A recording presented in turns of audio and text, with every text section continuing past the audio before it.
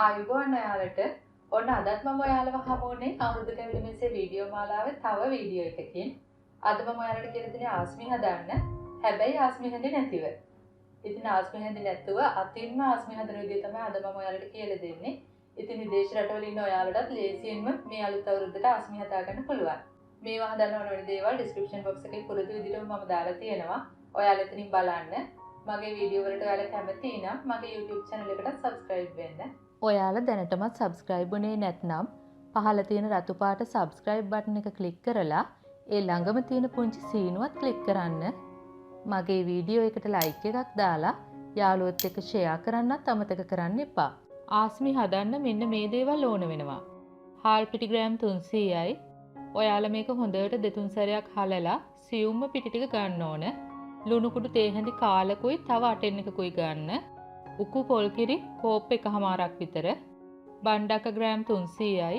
ඔයාලට දවුල් කුරුඳු කොළ හොයාගන්න පුළුවන් නම් මේව ගන්න. එහෙම නැත්නම් මෝරලත් නැති ලපටිත් නැති බණ්ඩක ගන්න. නානු හදාගන්න වතුර ටිකක්. නානු හදාගන්න පොල් ටිකක්. පොල් මිට දෙකක් විතර ඇති. මම දැන් මුලින්ම කරන්නේ භාජනයකට බණ්ඩක්ක ටික දාලා පොල් මිටවල් දෙකක් දානවා.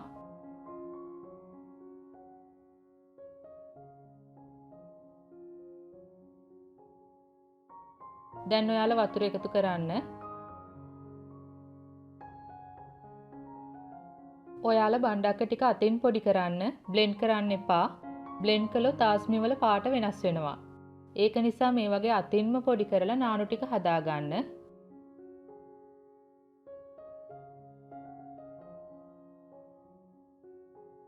ඔයාලට ඕන නම් තව වතුරත් එකතු කරන්න. මේ වගේ මෑෂ එකක් තියෙනවා නම් බණ්ඩක්ක කෑලි ටික ටිකක් පොඩි කරගන්න පුළුවන්.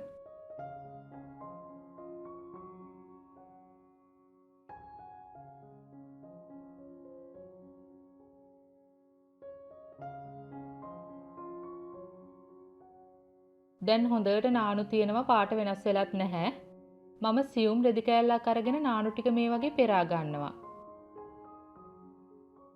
ඔයාලා නානු කෝප භාගයක් විතර හදාගත්ත නම් ඇති. තව ඕන නම් ඔයාලට පුළුවන් පස්සේ හදාගන්න.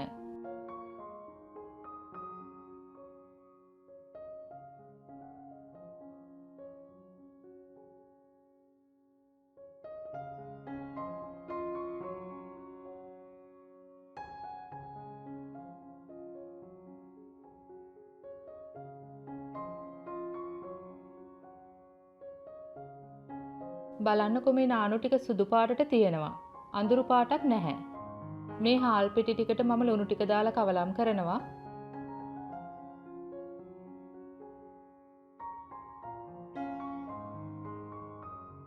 දැන් පොල් කිරි ටික ටික දාලා පදමට හදාගන්න.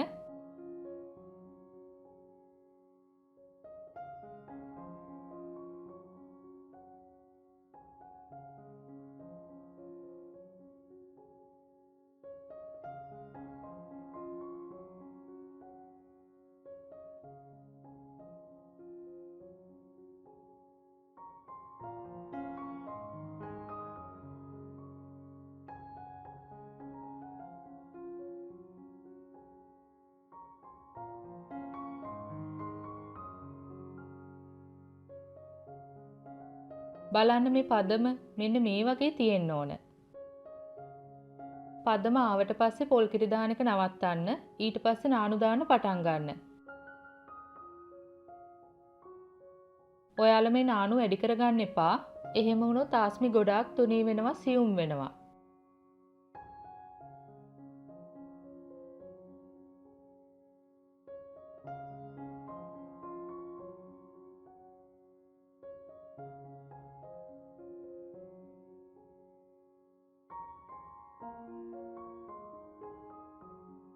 නානු දානකොට ඔයාලා ටික ටික අතට අරගෙන දාන්න. නිතරම අත ටිකක් උස්සලා පිටි ටික වැටෙන විදිහත් බලන්න. නූල් වගේ කැඩෙන්නේ නැතුව වැටෙන පළවෙනි වතාවෙදිම නානු දාන එකත් නතර කරන්න.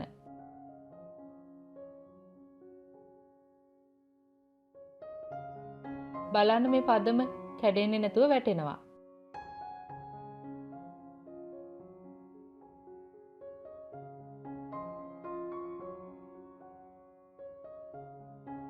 දැන් අපි තෙල් එක හොඳටම රත් කරගන්න ඕන.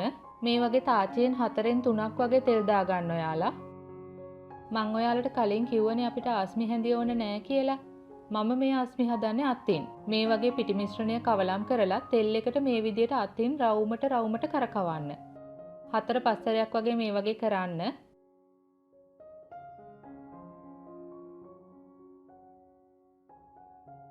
ඊට පස්සේ දෙපැත්තට ටිකක් පිටි දාගන්න.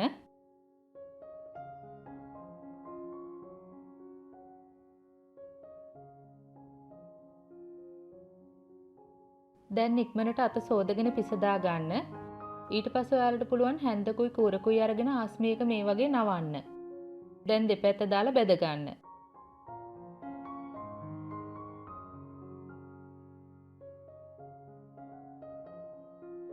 බලන්න අපේ ආස්මි එක සුදු පාටටම තියෙනවා. දැන් හොඳට තෙල් බේරලා අයින් කර ගන්න.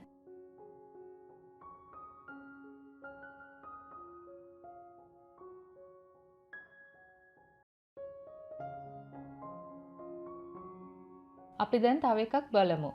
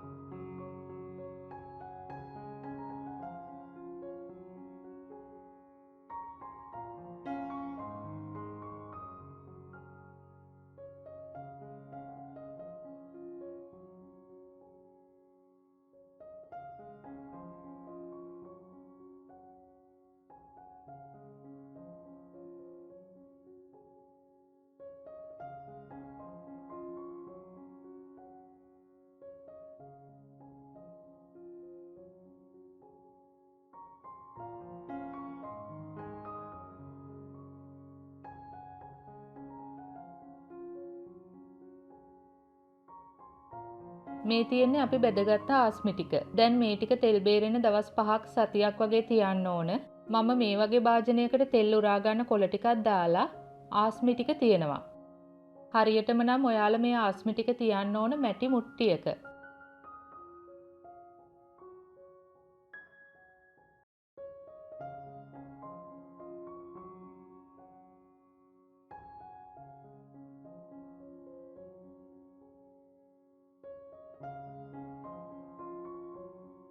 දැන් උඩිනුත් කොළ ටිකක් දාගන්න.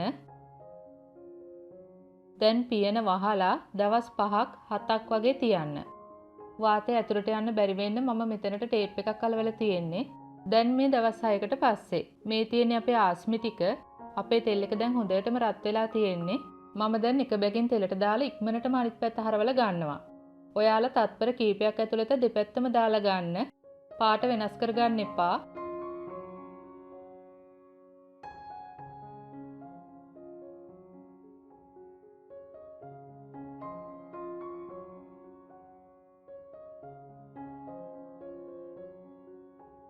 ඔක්කොම ආස්මි ටික මේ වගේ බෙද ගන්න.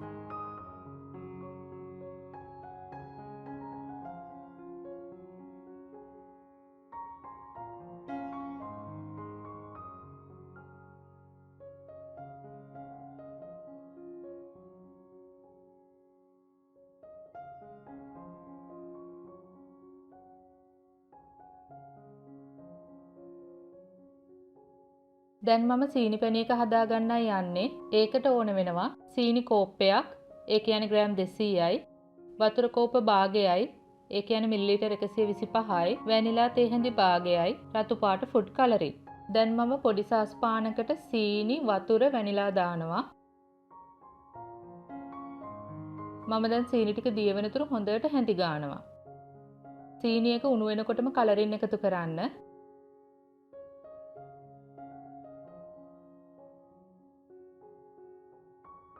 දැන් බලන්න උකුවේගෙන එන්නේ. මේ වගේ අන්තම් මැදෙන පදමේදී ලිප් ඔෆ් කළොත් සීනි ටික ආස්මි උඩ ඝන වෙන්නේ දෙවෙනි දවසේදී. නමුත් ආස්මි වල දැවටෙන සීනි ප්‍රමාණය එතකොට අඩුයි. ඔයාලා සීනි අඩුවෙන් කන්න කැමති නම් මේ ප්‍රමාණෙදී ලිප ඔෆ් කරන්න. ඔයාලට සීනි ආස්මි උඩ ඝනට ඕන නම් තව ලිපේ තියලා හොඳට නූල ඇදෙන පදමේදී ලිප ඔෆ් කරන්න. දැන් මම කරන්නේ පැණි වලින් ටික ටික හැන්දකට අරගෙන ආස්මි උඩට මේ වගේ දාගන්නවා. ඔයාලා කැමති ඕනම රටාවකට මේක දාගන්න පුළුවන්.